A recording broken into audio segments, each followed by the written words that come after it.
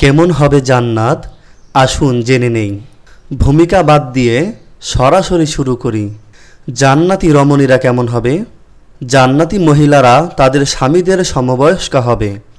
তাদের আল্লাহ নতুনভাবে সৃষ্টি করবেন আর তারা কুমারী অবস্থায় জান্নাতে যাবে। জান্নাতি রমণীগণ যদি একবার দুনিয়ার দিকে উকি দেয় তবে পূর্ব থেকে পশ্চিম পর্যন্ত সমস্ত জায়গা আলোকিত হয়ে যাবে। রমণীগণ এত সুন্দর হবে যে তাদের দেহের ভিতরের হাড্ডির মজ্জা বাহির থেকে দৃষ্টিগোচর হবে। জান্নাতি মহিলারা তাদের স্বামীর সাথে মিলনের পরেও চিরকাল কুমারী থাকবে। এবার আসি, হুরগণ কেমন হবে? হুরেরা ডিমের ভিতর লুক্কায়িত সূক্ষ্ম চামড়ার চেয়েও অধিক নরম হবে। হুরগণ তাদের স্বামীদের সমবয়স্কা হবে।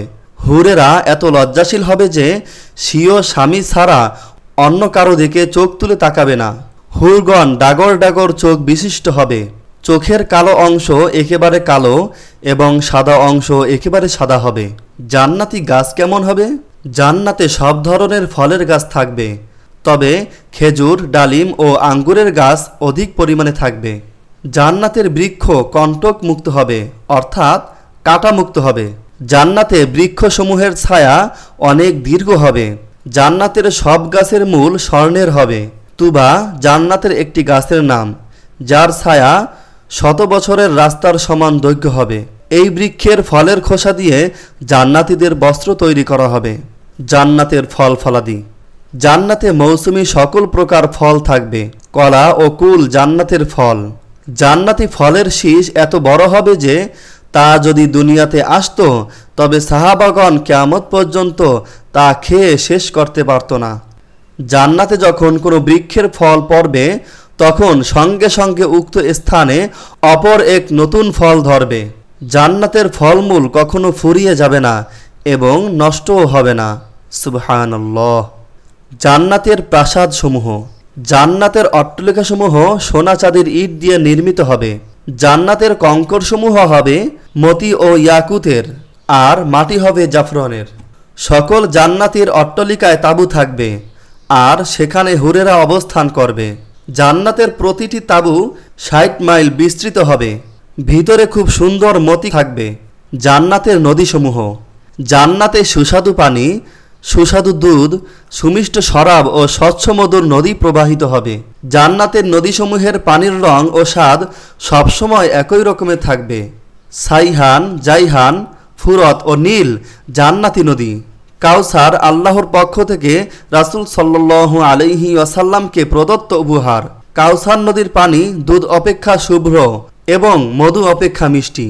জান্নাতি এক নদীর নাম হায়াত, যার পানি জাহান্নাম হতে মুক্তপ্রাপ্তদের শরীরে ঢালা হবে, ফলে তারা দ্বিতীয়বার চারা গাছের ন্যায় সজীব হয়ে উঠবে। জান্নাতের ঝর্ণাসমূহ। জান্নাতের একটি ঝর্ণার নাম সালসাবিল, যার পানিতে আদা মিশ্রিত স্বাদ পাওয়া যাবে। জান্নাতের একটি ঝর্ণার নাম কাফুর, যার পানি পানে জান্নাতীরা আত্মতৃপ্তি অনুভব করবে। তাসনিম জান্নাতের আরেকটি ঝর্ণা, যার স্বচ্ছ পানি শুধু আল্লাহর বিশেষ বান্দাদের জন্য বরাদ্দ হবে। জান্নাতীদের বাজার। জান্নাতে প্রত্যেক জুমার দিন বাজার জমবে। জুমার দিন বাজারে অংশগ্রহণকারী জান্নাতীদের সৌন্দর্য পূর্বের চেয়ে বৃদ্ধি পাবে। মহিলারা শুক্রবারের বাজারে উপস্থিত হবে না, তবে বসে থাকা অবস্থায় আল্লাহ তাআলা তাদের লাবণ্যতা বৃদ্ধি করবেন। জান্নাতীদের খানাপিনা। জান্নাতীদের সর্বপ্রথম খাদ্য হলো মাছের কলিজা, এরপর গরুর গোশত। জান্নাতের সর্বোৎকৃষ্ট পানীয় হলো তাসনিম, যা শুধু আল্লাহর বিশেষ বান্দাদের পরিবেশন করা হবে। জান্নাতের পরিষ্কার ও স্বচ্ছ শরাব রাহিক। রাহিক পানে সকল জান্নাতীরা আত্মতৃপ্তি লাভ করবে। রাহিক পান করার পর জান্নাতীর মুখে মিশক আম্বরের সুঘ্রাণ অনুভব করবে। শরাব পানে তাদের মাথায় কোনো প্রতিক্রিয়া হবে না। সকল জান্নাতীদের 100 ব্যক্তির খাবারের শক্তি দেওয়া হবে। হাউজে কাউসারে উড়ে বেড়ানো পাখির গোশত ভক্ষণ করে জান্নাতীরা আত্মতৃপ্তি লাভ করবে। সকাল সন্ধ্যায় জান্নাতীদের খাবার পরিবেশনের নিয়ম চালু থাকবে। জান্নাতীদের পোশাক। জান্নাতীরা সূক্ষ্ম ও পুরু সবুজ রেশমের কাপড় পরবে। জান্নাতীরা হাতে সোনার অলংকার পরবে। খাঁটি রেশমি কাপড়ের পোশাক, খাঁটি স্বর্ণের অলংকার, খাঁটি মতির অলংকার এবং মতিখচিত স্বর্ণের অলংকারও জান্নাতীরা পরবে। জান্নাতীদের পোশাক কখনো পুরাতন হবে না। জান্নাতি মহিলাদের ওড়না মান ও দামের দিক থেকে পৃথিবীর সমস্ত সম্পদ থেকে মূল্যবান হবে। জান্নাতীরা রেশমি রুমাল ব্যবহার করবে। জান্নাতীদের সেবকরা কৈশোর বয়সী হবে। জান্নাতীদের সেবক এমন সুন্দর হবে যে চলতে ফিরতে মনে হবে যেন বিক্ষিপ্ত মতি। সুরক্ষিত মতি সদৃশ্য কিশোররা জান্নাতীদের সেবা করার জন্য ঘোরাফেরা করতে থাকবে। আল্লাহর দর্শন। আল্লাহর দর্শনের সময় জান্নাতীদের চেহারা খুশিতে চকমক করবে। জান্নাতীরা এত স্পষ্টভাবে আল্লাহকে দেখবে যেমন পূর্ণিমার রাতে চাঁদকে স্পষ্ট দেখা যায়। সুবহানাল্লাহ। জান্নাতের সকল বর্ণনা লিখে বা বলে শেষ করা যাবে না। এর প্রকৃত অবস্থা আল্লাহই ভালো জানেন। আল্লাহ আমাদের জন্য এমন কিছু তৈরি করে রেখেছেন যা কোনো মানব কল্পনাও করতে পারবে না। সুবহানাল্লাহ।